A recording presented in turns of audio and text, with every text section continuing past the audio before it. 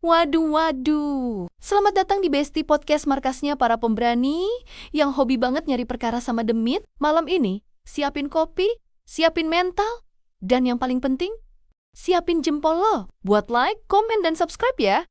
Biar energi positif lo ngalahin energi julid dari hantu yang mau kita bahas. Kalau enggak, siap-siap aja tidur ditemenin bisikan-bisikan manja. Are you ready? Yes? Guys, serius deh.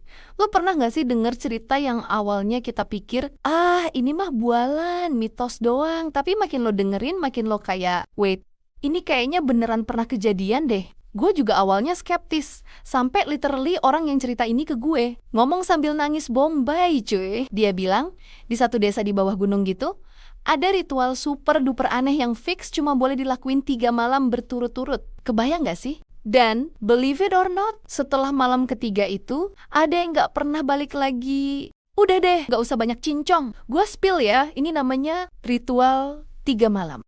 Jadi gini, katanya ada satu ritual spesial di desa yang super remote di kaki gunung. Kecil banget desanya. Ritual ini cuma dilakuin 3 malam doang. Setiap ada orang yang hilang, jasadnya gak pernah ketemu. Kayak ketelan bumi gitu loh. Gak semua orang berani join. Kenapa? Karena syaratnya cuma satu dan simple banget. Lo gak boleh tanya apapun selama ritual berlangsung. Cerita ini gue dapet dari temen lama gue yang dulu beneran tinggal di sana. Namanya Rani. Dia spill ke gue. Waktu dia masih bocil, dia pernah ngeliat semua orang kampungnya jalan berbaris ke tengah hutan pas jam 2 pagi. Jam 2 pagi? Gak ngotak kan? Gak ada yang ngomong sama sekali.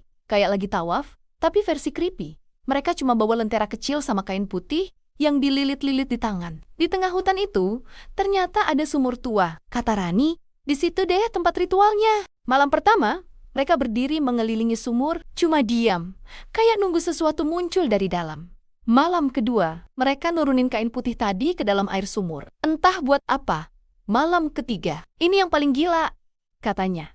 Salah satu dari mereka harus nyebutin nama orang yang hilang. Tapi pelan-pelan dan yang bikin otak gue ngebul, hurufnya harus dibalik. Abis itu, suara air di dalam sumur berubah total. Katanya, gak lagi tenang. Tapi kayak ada yang lagi napas dari bawah. Jujur, merinding, Rani bilang, waktu dia umur 10 tahun, tetangganya hilang. Warga kampung akhirnya ngelakuin ritual itu buat nyari tetangganya.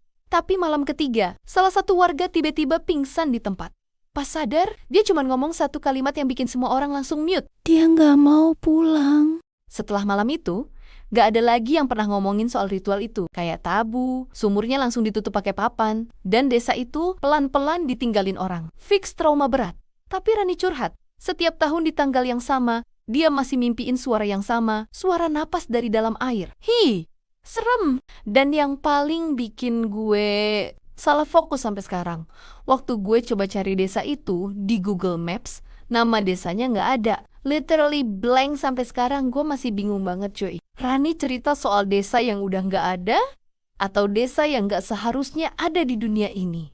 Tamat, lo pada ada yang pernah denger cerita kayak gini nggak sih? Spill dong di kolom komen. Nyalain loncengnya ya, Beb, biar lo jadi orang pertama yang lihat video baru gue sebelum jadi trending. Hehehe.